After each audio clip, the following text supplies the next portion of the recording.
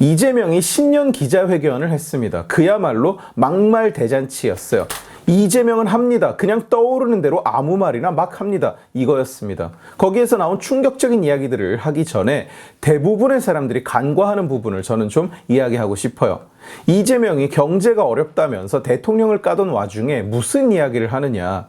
국민들은 배달 음식에 끼어온 음료를 파는 중고 거래가 성행한다면서 국민들이 마른 수건 짜듯 생활비를 아껴도 벅차다고 합니다. 배달 앱으로 음식을 시키면 요즘은 대부분 작은 사이즈라도 콜라 사이다가 하나씩 딸려옵니다. 그걸 당근마켓에 올려서 판다고 이게 국민들이 생활비가 없어서 짜내는 거라고 떠들고 계신 거예요. 아니, 안 먹는 음료를 동네 사람한테 파는 게 그렇게 가난하고 그렇게까지 추잡한 일입니까? 생활비가 없어서 음료수를 내다 판다는 소리까지 들을 짓인가요? 저도 음식을 시키면 같이 오는 음료는 안 먹습니다. 저는 제로콜라만 마시거든요. 그래서 모아놨다가 사무실에 갖다 놓으면 직원들이 그걸 먹어요. 직원이 없었으면 저도 그걸 당근에 내놨을 겁니다. 그걸 열어서 그냥 버려버릴 이유는 없는 거잖아요. 법카로 샴푸, 초밥, 한우까지 사쳐 바르고 먹고 하는 사람한테는 중고 거래를 하는 게 무슨 거러지들이나 하는 짓처럼 보이나 본데, 아니에요. 당근마켓 생활비가 없는 사람이 하는 거 아닙니다. 생활비가 없어서 음료수를 내다 파는 사람 없다고요. 공짜 음료수를 팔아서 생활해야 되는 그런 사람이 애초에 음료수가 모일 정도로 배달 음식을 어떻게 시켜 먹겠어요. 저는 정치인들의 이런 시각이 너무 역겨워요. 제가 예전에 인용했었던 닭발 이야기 기억나십니까? 정치인들이 민생 행보를 한답시고 시장에 가서 닭발을 먹으려는데 오토바이가 지나가면서 부딪혀서 닭발이 바닥에 떨어진 거예요. 근데 한 정치인은 그걸 주워서 쓰레기통에 넣었고 한 정치인은 그걸 주워서 입에 쑥 넣고 그냥 먹었습니다. 이 중 누가 서민을 위하고 누가 서민을 이해하는 사람인가요? 거기에서 흙 묻은 닭발을 먹은 정치인의 사고는 뭐냐? 서민들은 땅에 떨어진 닭발도 먹는다고 생각한 겁니다. 그래서 자기도 그걸 입에 넣고 그냥 먹는다는 거예요. 이재명이 딱 그런 인간인 겁니다. 국민들은 생활비가 없어서 음료수를 내다 판다고 대통령을 욕하고 앉은 꼴이 딱 흙 묻은 닭발을 입에 쳐넣고는 자기가 서민의 삶을 이해한다고 쇼하는 거예요. 자기가 서민을 위한다고 거짓말하는 겁니다. 저게 얼마나 우월감에 젖어있는 사고방식인지, 얼마나 국민들을 가짜않게 보고 있는 건지 진심으로 역겹지 않아요? 이재명은 그 기자회견에서 6.25는 남북의 크고 작은 군사 충돌이 누적된 결과로 일어났음을 잊지 말라고 했습니다. 혹시나 이 말이 그럴싸하게 들리는 분이 있다면 아닙니다. 이 말이 뭔지 이해를 못했거나 뒤틀린 역사관을 가졌거나 아니면 둘 다인 겁니다. 6.25는 일방적인 남침이에요. 우리가 침략을 당한 거예요. 선전포고도 없이 그냥 일방적으로 밀고 내려온 겁니다.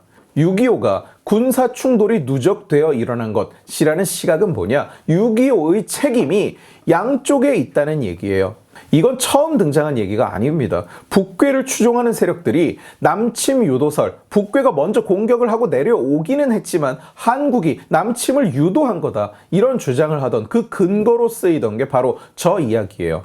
6.25는 군사 충돌이 누적되어 일어난 거라고, 남쪽이 그걸 유도한 거라고. 대표적으로 한국 현대사를 왜곡하는 수정주의 썩어빠진 역사관입니다.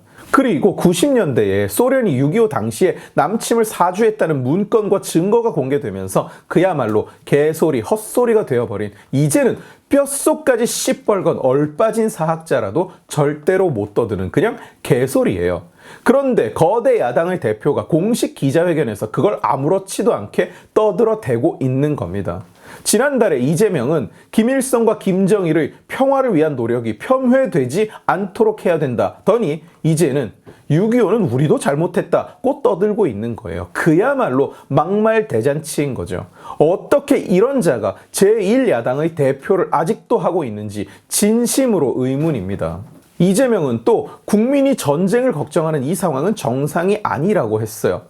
그건 북괴 탓인데 어디다가 떠들고 있습니까 지금? 경찰차가 왔다 갔다 하니까 시민이 불안한 건가요? 아닙니다.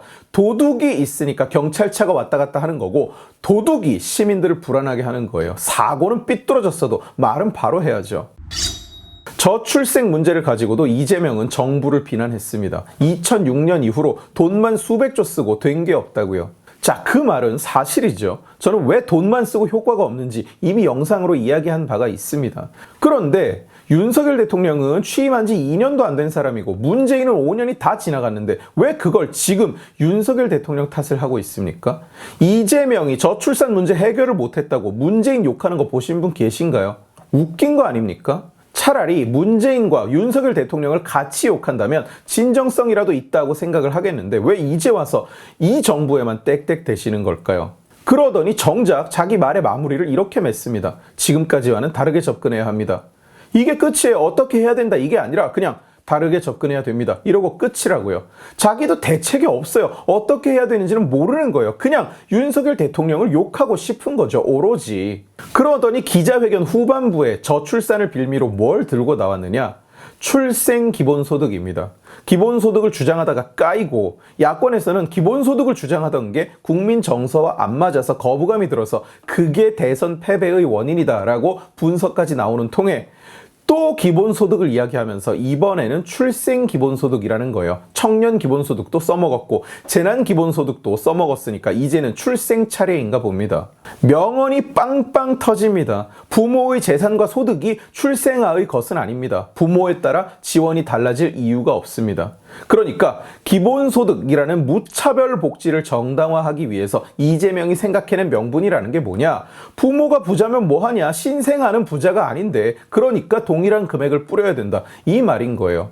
이게 대체 무슨 어거지인지 모르겠습니다. 그러면 그 돈을 나눠주면 애가 받아서 씁니까? 자기 분유값, 자기 기저귀 값을 신생아가 자기 카드로 결제해요?